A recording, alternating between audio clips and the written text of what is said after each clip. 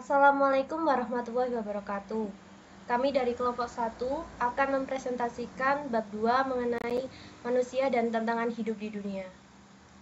Sebelumnya, perkenalkan saya Nabila Fauzia.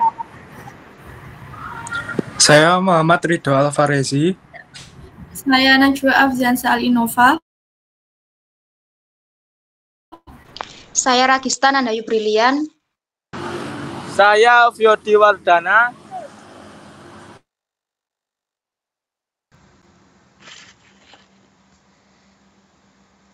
Manusia memiliki kelebihan yang luar biasa dibanding makhluk lain.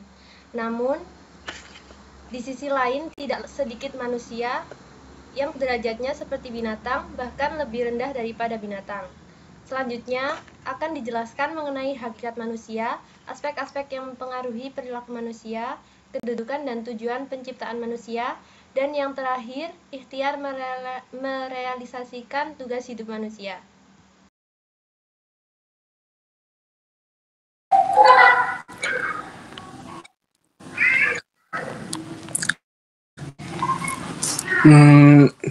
Lanjut ke hakikat manusia.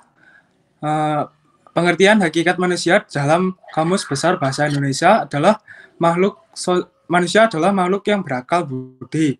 Pengertian ini mengartikan maksud bahwa manusia adalah salah satu makhluk Allah Subhanahu wa taala yang diberi akal untuk digunakan mencapai keluhuran budi pekerti. Manusia ada 4 macam. Yang pertama itu Bani Adam. Disebut Bani Adam karena keturunan Nabi Adam alaihissalam. Bani Adam ini asal mulanya adanya kita semua, yaitu manusia dari Nabi Adam yang tercipta dari tanah liat kering dan lumpur hitam yang diberi bentuk. Yang kedua adalah Al-Bashar. Al-Bashar adalah gambaran manusia secara materi yang dapat dilihat. Contohnya kayak manusia membutuhkan makanan sehingga manusia akan memakan sesuatu. Contoh lainnya adalah ya memenuhi kebutuhan hidup lainnya gitu. Yang ketiga itu Anas, menunjuk pada keturunan Nabi Adam alaihissalam. Anas kurang lebih berarti sama disebut dengan Bani Adam atau anak cucu Nabi Adam. Yang keempat ini Al-Ins dan Al-Insan, mengacu pada lawan dari binatang liar. Nah, meskipun berasal dari akar kata yang sama, namun keduanya di dalam Al-Quran itu memiliki perbedaan.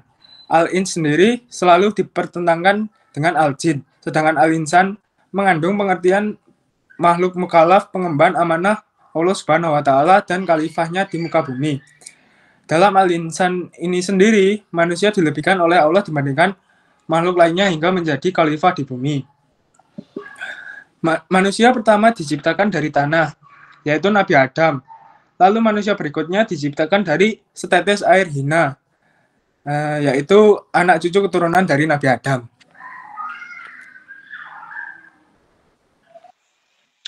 Yang kedua, aspek-aspek yang mempengaruhi perilaku manusia. Perilaku manusia itu berbeda-beda, ada yang terpuji, ada yang biasa-biasa, dan ada pula yang tercela. Itu disebabkan setidaknya oleh 3 aspek, yaitu yang pertama, potensi diri. Potensi diri ini meliputi potensi positif dan potensi negatif. Potensi positif, yang pertama, manusia memiliki fitrah beragama tauhid, yakni bertuhan hanya kepada Allah. Yang kedua, manusia diciptakan dalam bentuk dan keadaan yang sebaik-baiknya. 3. Manusia adalah makhluk Allah yang paling mulia. Keempat, manusia adalah makhluk Allah yang terpintar. Yang kelima, manusia adalah makhluk Allah yang bersedia untuk memegang amanat. Potensi negatif.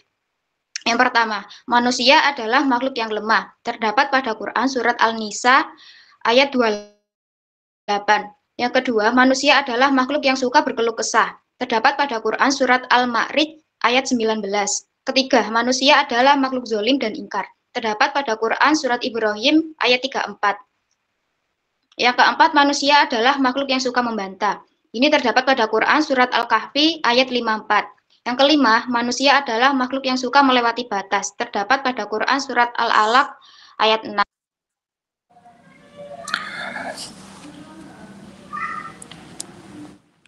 Selanjutnya pada poin kedua yaitu komponen diri.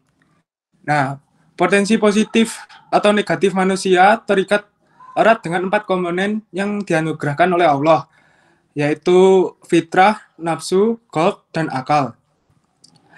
A. Fitrah. Setiap manusia sejak dilahirkan sudah dibekali akidah yang benar, yaitu mengesahkan Allah Subhanahu wa Ta'ala. Dalam perjalanan hidup, banyak manusia yang mengotori fitrah itu dengan melakukan perbuatan dosa. Nah, mereka yang mau beribadah dengan benar, maka akan diampuni dosanya oleh Allah Subhanahu wa Ta'ala. Yang B. Nafsu atau jiwa. Nafsu menunjuk kepada sisi dalam diri manusia yang berpotensi baik dan buruk, yang diciptakan Allah dalam keadaan sempurna dan berfungsi menampung dan mendorong manusia berbuat kebaikan dan keburukan. Nafsu sendiri yang membedakan antara manusia dengan malaikat, yaitu malaikat yang mempunyai jasad dan akal, tetapi tidak memiliki nafsu dan jiwa, seperti manusia. Yang C adalah qalb, yaitu hati. Secara bahasa, qalb bermakna membalik, karena seringkali berbolak-balik, yang terkadang senang, terkadang susah. Baik atau buruknya sifat seseorang itu sangat ditentukan oleh qalbnya atau hatinya. Yang D itu akli, atau akal. Akal ialah sesuatu yang mengikat atau menghalangi seseorang agar tidak terjerumus ke dalam kesalahan atau dosa.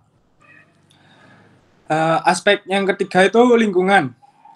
Perilaku atau kualitas ketakwaan seseorang salah satunya disebabkan oleh pengaruh orang-orang yang ada di sekitar. Lingkungan yang berpengaruh itu meliputi lingkungan keluarga, lingkungan pergaulan, dan lingkungan pendidikan. Oleh karena itu, pemilihan lingkungan yang baik itu suatu kebutuhan yang harus dipenuhi. Yang keempat itu ikhtiar manusia. Manusia sebagai makhluk yang berakal harus lebih banyak dan lebih baik dalam berikhtiar. Karena Allah lah yang memenuhi kebutuhannya, dan setiap usaha harus disertai dengan doa.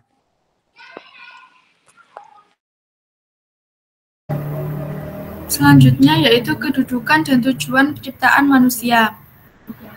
Ada 2 kedudukan manusia di sisi Allah Subhanahu wa Ta'ala. Yang pertama yaitu manusia sebagai Abdullah, dan yang kedua manusia sebagai khalifah fil ardi. Apa itu Abdullah? Abdullah berarti hamba Allah. Hamba, abdun, berasal dari kata abada yang berarti patuh. Kata abdiyah berarti pengakuan atas status seseorang sebagai hamba, dan ubudiyah berarti rasa rendah diri terhadap Sang Pencipta. Tugas dari seorang hamba sendiri yaitu untuk mengabdi atau tunduk serta patuh terhadap perintah Tuhannya serta menjalankan kewajiban Allah Subhanahu wa Ta'ala. Dan tanggung jawab sebagai Abdullah yaitu menjaga atau memelihara keimanannya serta mengendalikan hawa nafsunya. Kedudukan manusia sebagai khalifah fil ard. Secara linguistik, kata khalifah yaitu wakil Nabi Muhammad SAW, sedangkan secara umum berarti menggantikan, di mana posisi seorang hamba atau seorang manusia harus bisa menjadi wakil Nabi untuk melestarikan dan menjadi pemimpin di muka bumi. Rasulullah SAW bersabda, kullukum ra'in wa kullukum mas'ulin an ra'iyatihi, yang artinya setiap dari kalian adalah pemimpin dan setiap dari kalian akan ditanya tentang kepemimpinannya. Jadi untuk menjadi seorang khalifah tidak harus menjadi pemimpin bagi orang lain, namun bisa dimulai memimpin dirinya sendiri, yaitu bisa mengontrol diri sendiri untuk tidak berbuat kerusakan dan senantiasa berbuat kebaikan. Tugas kekhalifahan yaitu untuk memperbaiki akhlak dan menjaga serta melestarikan kehidupan di muka bumi serta tidak merusaknya, dan menjadi uswatun hasanah atau contoh yang baik untuk yang dipimpinnya.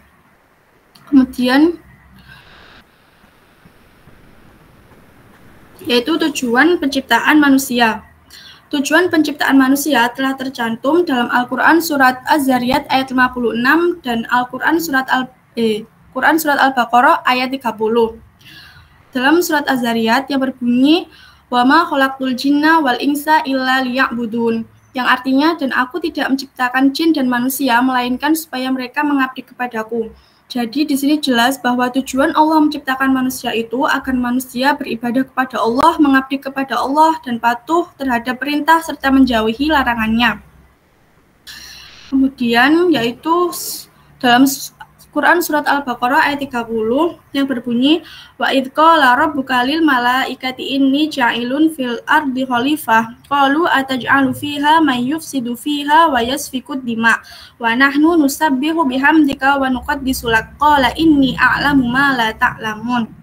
Yang intinya dalam surat tersebut terjadi dialog antara Allah dan malaikat tentang rencana Allah yang hendak menjadikan manusia sebagai khalifah di muka bumi, sebagai khalifah untuk mengelola bumi. Jadi sebagai manusia yang diamanahi Allah sebagai khalifah, janganlah kita berbuat kerusakan di muka bumi. Namun sebaliknya, kita harus menjaga bumi ini dengan sebaik-baiknya.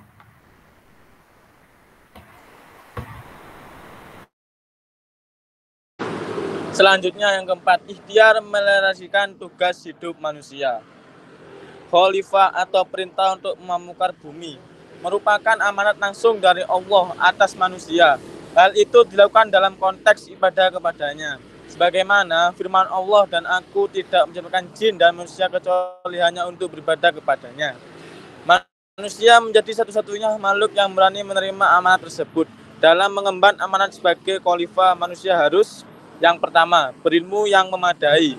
Manusia harus mencari ilmu sepanjang hidupnya sesuai dengan tuntutan kehidupan yang bernilai ibadah baik yang berkaitan dengan ibadah khusus atau madon maupun ibadah umumnya itu ghairu madoh.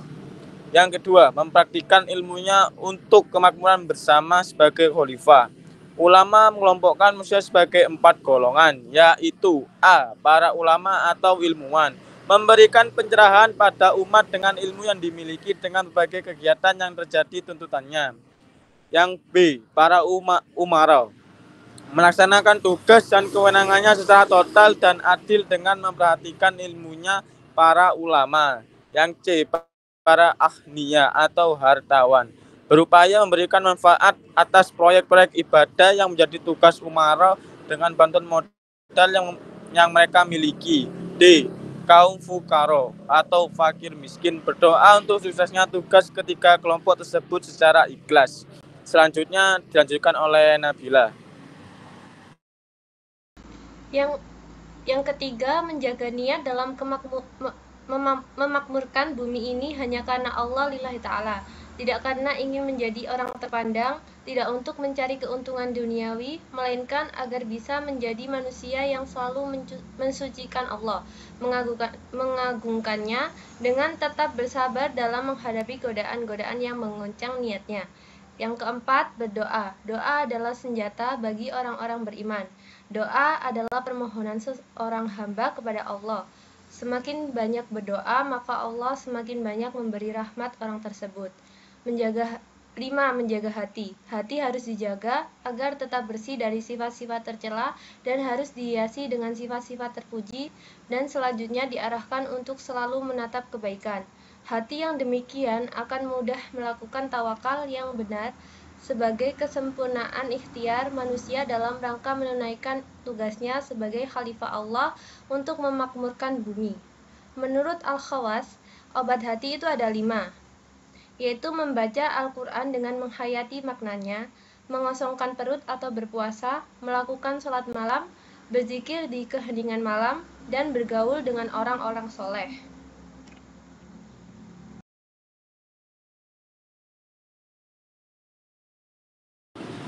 Sekian dari kelompok kami, mohon maaf apabila ada salah kata, dan apabila ada yang dipertanyakan bisa dibahas di grup. Sekian, terima kasih. Assalamualaikum warahmatullahi wabarakatuh.